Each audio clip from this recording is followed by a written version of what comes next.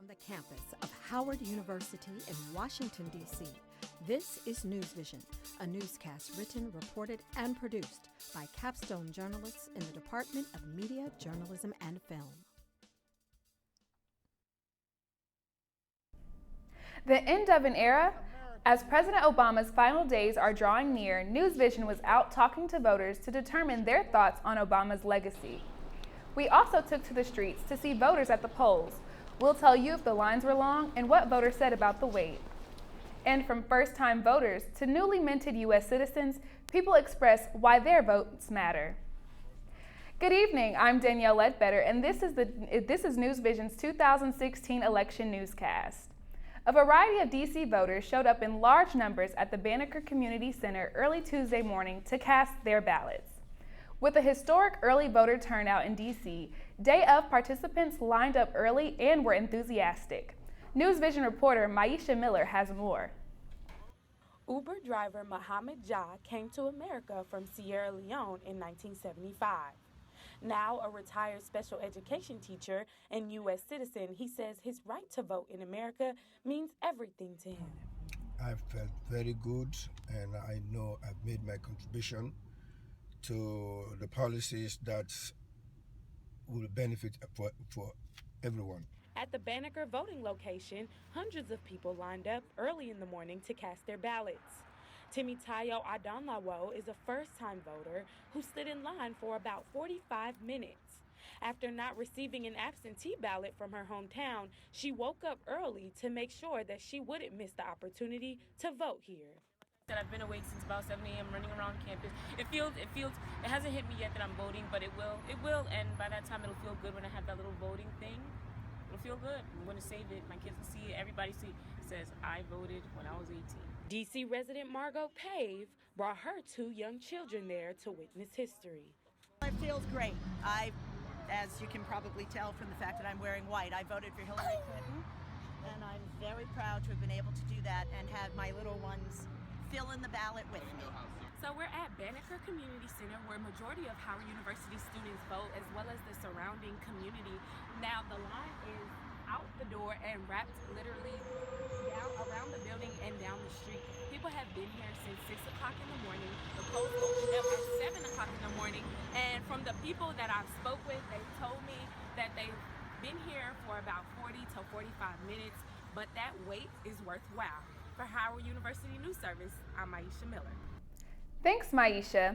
The D.C. Banneker location is located at 2500 Georgia Avenue Northwest and will be closing today at 8 p.m. Hyattsville voters were in for a pleasant surprise with low wait times and smooth sailing. As polls opened at 7 this morning, an empty parking lot was a good way for voters to judge the length of the lines. At Hyattsville Library, voters were able to park quickly and take advantage of the short wait time. Well, I was surprised being a voter at this library for over 20 years. It's always been a line, so I think I was surprised this morning when I came, and I was like the 6th person at 6:45, so that was really great. Poll workers' efficiency played a big part in keeping wait times down.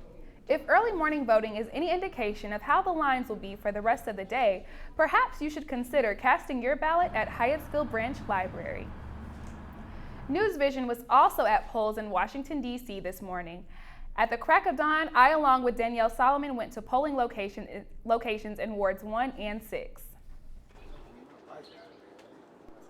After a long campaign trail for the presidential candidates, it's finally Election Day. The polls open at 7 a.m. in the district. Ward 1 residents lined Girard Street, leading up to the Columbia Heights Community Center to cast their votes. Voters began filling in bright and early at 6 a.m. Around 6:05. About 6:10 in the morning. About 6:45. 50 minutes before the polls opened. Pretty long line, but it's now 7:45, 8, and I'm out. So I also registered today too, so I think I got it all done pretty quickly. Though the lines were long, they moved pretty quickly. Some people felt early voting may have contributed to shorter wait times. Early voting started as early as October 22nd in some wards. Signs were scattered along the sidewalk in hopes to persuade voters one last time before they walked inside the polling location. There were also people walking up and down the line to gain signatures, for a petition for higher minimum wage for tipped workers. While the presidential election is on the minds of a lot of voters, there's also a lot of issues pertaining to DC specifically that voters will also get a chance to vote on. District citizens will also be voting on statehood, a delegate to the United States House of Representatives, and other ward members. In Ward 6 near Judiciary Square, voters lined up outside of the D.C. Public Library to vote before they started their day. I came before the polls opened around 6:45, and that way I can go to work and my days, I completed my civic duty before my work day started. Riviera was not the only one there early. The poll workers arrived early as well to prepare for Election Day. I got it here at 6 a.m. and I'll be here until 9 p.m. And I'm the guy who comes out and who gets your ID, takes it in, gets your ballot, brings it back out to you, and then in this curbside, accordion folder, I have all sorts of envelopes so you put your ballot in this envelope, and then there's another envelope that it goes inside of to make sure that I don't get to see who you voted for. Here at the D.C. Public Library, R.H. Terrell Recreation Center, voters are patiently waiting to not only cast their vote for the next president, but for local representation as well. Alex Marriott and David Bebabino stood outside the polling site to promote their campaigns one last time. Well, it's about getting the message out and what you want to accomplish. I think the biggest thing on my platform is really making the ANC more accountable, transparent, and accessible. My wife, Lily Roberts, is running for ANC Commissioner, Advisory Neighborhood Commissioner in 6E04, just up the road on New York Avenue and a little bit north and east and west of that. So I'm just trying to get out the vote and raise awareness. For NewsVision, I'm Danielle Solomon. All polls in Washington, D.C. close at 8 p.m. Coming up next, the end of an era. NewsVision was out getting reactions from voters as Obama's presidency comes to an end. Stay with us. That's after the break. NewsVision. Howard University School of Communications backpack journalists going the extra mile to defend your right to know, bringing you the latest news updates from campus to the local communities. Our vision! Our vision! Howard University NewsVision, working hard to give you coverage you trust. In a few hours, we will know who the next president will be. History will either be made by electing the first female president or the first billionaire businessman. With that historic moment will come the end of another one. McClay joins us now with the story. Cache? Yes, Danielle. As the first African-American president prepares to leave office, voters prepare for a new president to move into the White House. We need your vote. It counts. As voters fill the polls to vote for the next president, many are filled with emotions as the era of America's first black president, Obama, comes to an end. It's definitely sad. It was really awesome to vote for President Obama in my first election that I was able to vote.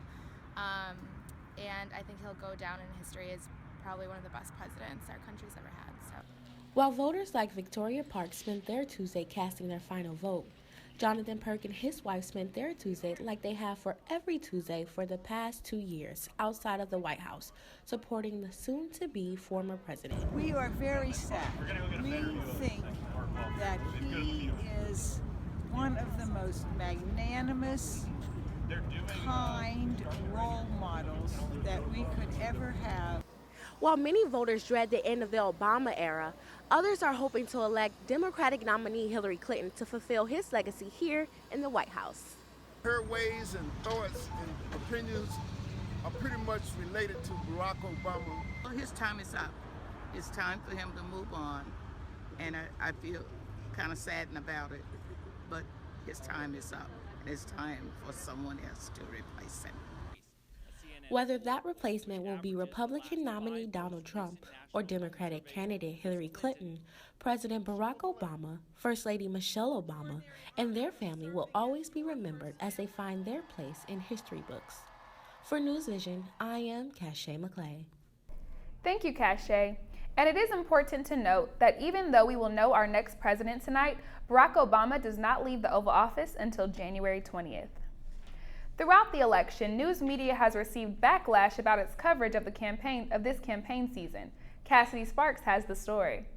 We've never had a campaign in which both candidates had negatives above 50%. This year's election has been one of the most controversial that America has ever seen. From lewd statements to email scandals, news and media coverage is at its peak. For presidential nominee Donald Trump, that coverage has been priceless. He has received at least $3 billion worth of free publicity.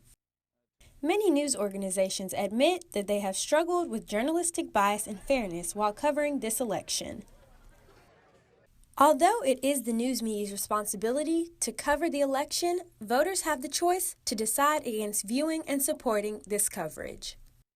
It's Election Day, and I went to several voting polls around the Washington, D.C. area to see how voters feel about the media coverage of election 2016. I really got tired of the commercials and the news coverage because a lot of Donald Trump's commercials, they were false. You know, and his antics and everything about him, I got tired of seeing it on TV. So every time it would come on, I would change the channels. I think that the media's coverage of the election this year has been a bit subpar. I think they focus more on how Hillary and Donald have been attacking each other rather than their policies and their issues and their solutions to these problems that we have in the country. I think I try to avoid the media when possible, just because I think over the last several years in particular, it's become incredibly biased depending on what source you're paying attention to. So I'd say when I am focused on the media, it tends to be more towards print than television. With the polls closing today, this marks the end of media coverage for election 2016. For NewsVision, I'm Cassidy Sparks. Although news coverage of the election is over, people can expect continuous coverage of the president-elect after election results are announced later tonight. In some states, the number of African Americans participating in early voting decreased. In key state Florida, their early voting turnout dropped 10%. Despite the change in early voting participation, African Americans in the nation's capital are ensuring their voices will be heard. One Florida Avenue Grill patron says he feels he has an obligation to his ancestors. So I just felt like, it's the right thing to do, to exercise this privilege that a lot of people fought and died for. I feel like it's, my duty to kind of uphold that. Although there has been a great turnout, some blacks like Emil Anderson have chosen dinner table was not made for you. So the best thing for black people to do is to create their own dinner table. So create their own businesses, create their own parties, create their own politics, and things like that, and that's how you win. You really can't knock on a white man's door and put you through 400 years of slavery and ask them, what can you do for me? They ain't gonna do nothing. Banneker Recreation Center teamed up with local college, Howard University, to ensure that students that are not from the district had the opportunity to vote. And when citizens go to the polls, they need to be assured that voter oppression is not an issue. Enter a special command center right here at Howard University. Its goal to inform and protect voters this election day. NewsVision reporter McKenzie Marshall has the story. From the phones to Twitter, the National Ronald W. Walters Election Day Command Center monitors and tracks the black voters' experience at the polls. People discussing us without it coming from us. Black Youth Vote team leader Devin Anderson says this election is more than just electing a president. But specifically what we looked at is, again, like issue-based conversations, right? And so not looking at just saying, vote because you have this president and we need to elect the president and president and president and president. One of the sayings that we say is that all politics are local. And so what we do is shift their focus back on, well, what's going on in your local community that, your vote could impact.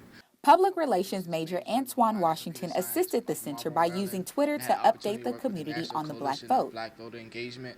I actually curated a tweet, incorporated a GIF to attract millennials and media outlets. So basically we wanted to give an update on the black voter turnout at 1:30 p.m. For 40 years, the Black Women's Roundtable has taken the initiative to ensure that community members are registered to vote and are going to the right polling centers. Push back on the narrative, tell the story of what's really happening with the Black vote in real time by having folks who call into our command center and report out what is going on the ground in the states, who are out there really on the ground turning out the vote. The other is to be able to try to find out what's happening pattern-wise with any kind of voter suppression issues, and so that we can see if there's a pattern. And sometimes you got to push that out to the media so they can go pay attention. Hey, lots happening in this particular state or this particular local community, and we're able to try to share that. The center receives updates throughout the day from a point person in different states. Don't just protest for justice. Don't just shout for justice. Don't just scream for justice. When it comes down to it, you got to vote for justice. For NewsVision, I'm McKenzie Marshall. The Ronald W. Walters National Command Center will continue to track issues at the polls and monitor Black voters throughout the evening. The center also has field operations in key swing states this election, including Florida, Georgia, Michigan, and Ohio. At the National Mall on Election Day 2016, one could hardly tell that the fate of the country was in political purgatory. A few citizens expressed their feelings about the election cycle. So, in one word, how would you describe the 2016 presidential election cycle? Stupid. In one word, how would you describe the 2016 presidential election? Memorable. It's been intense. Two different candidates coming from two totally different places, personally, professionally. So of course there's going to be some definitely huge differences of opinion. In one word, how would you describe the 2016 presidential election cycle? It has been an eye-opener that people can be so mean and cruel and say things about people that they shouldn't say. We've hit an all-time low. You can't go anywhere but up because, it's already there. Yep. And like Michelle Obama says, when they go low, we go high. Regardless of what you think of this year's election, we just hope you exercised your right to vote. That's our time for now. We thank you for joining NewsVision, the capstone broadcast journalism class at Howard University, for our special election 2016 coverage. Have a great evening.